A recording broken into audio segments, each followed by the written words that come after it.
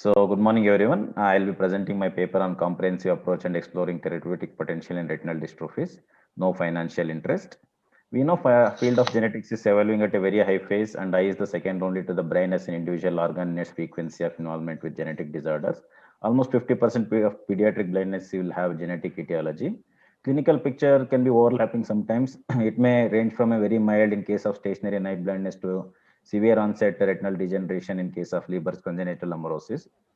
These are the complaints with which these patients present: night vision problem, tunnel vision, central scotoma, photophobia. Some parents bring their children stating they're not doing well in the school, and some are concerned, will my condition pass on to my child? So what are we offering as of now is we are counseling, genetic testing, we are doing low vision aid service, photochromatic glasses we are prescribing for photophobia, and we are monitoring the disease. So due to its rarity, the clinical modules of dystrophy has not been studied extensively in India and needs to be comprehensively analyzed. So ours was observational study approved by institutional review board, and informed consent was taken by patients and guardian in case of pediatric patients, where a total of 45 patients in the age group of 45 to 31 were studied. 31 were males and 14 were females. All patients underwent comprehensive eye evaluation, including imaging, and OCT was used in pediatric cases. Electrophysiological tests were carried out with strict adherence to International Society of Clinical Electrophysiology of Vision.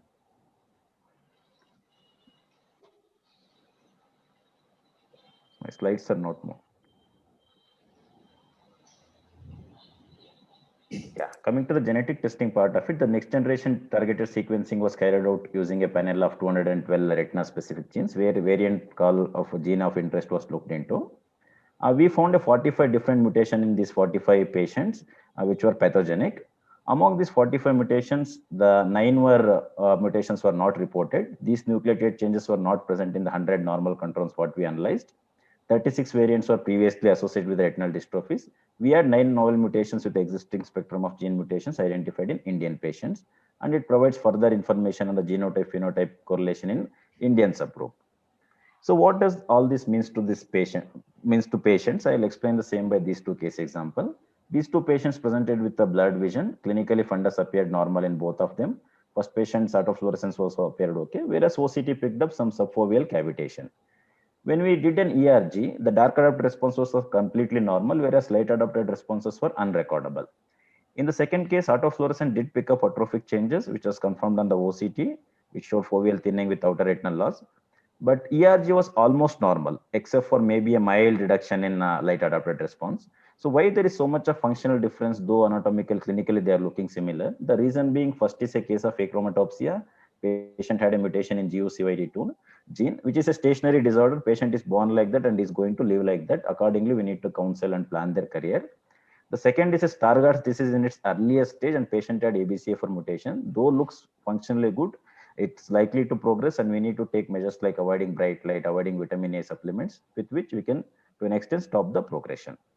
So coming to the future, we know like future is going to be dominated by gene therapy for dystrophies, which basically involves adenoviral vector where the correct gene is packed and is injected into the cell where it is expected to correct the defective gene. But how to produce this AAV vector is a very complex process where plasmid is constructed and which is transfected into the HKA cell line. And these are harvested 65 hours later. And this will undergo a multiple purification process and finally resulting in AAV particle. This is an electron microscopic view of the same. So we built a mouse retinal model where we injected subretinal this AAV injection in LAC-Z gene, which codes for beta galactosidase enzyme, and subretinal injections were given.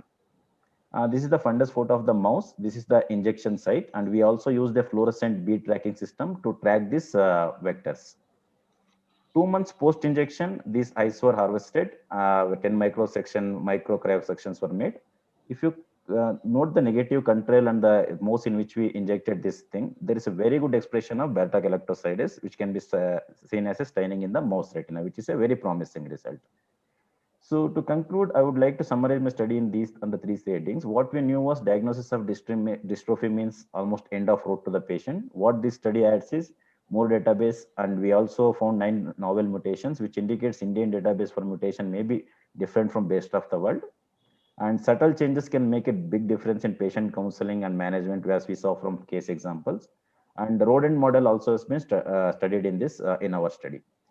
So obviously the future will be to take it ahead, and these vectors eventually we want to use it in first in India human gene therapy trial.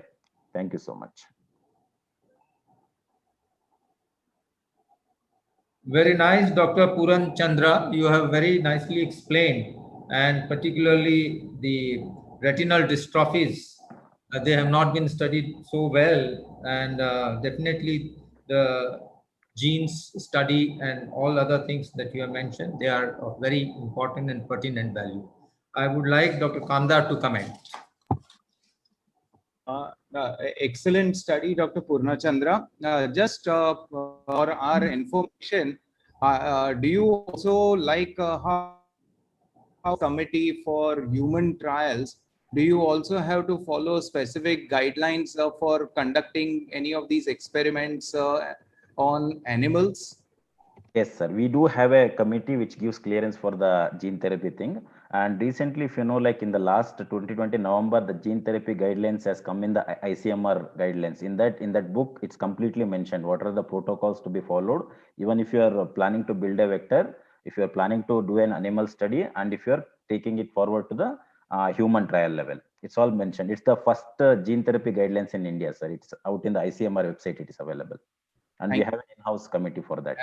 And the second question is, obviously these vectors would have been selected so that they are not highly infective to humans perhaps, and hence will not, the person who is actually performing the surgery and injecting it subretinally for the rodents in your case. But then are there any other particular precautions that the people take? Obviously, they must be washed up, gowned and everything like in our OP. So are there any other precautions to be taken in such situations? So these two things I would like to, this vector production and both the injection has to be done in a class 100 lab, sir, which is like 10 times more sterile environment than what we use for routine or OT surgical procedure.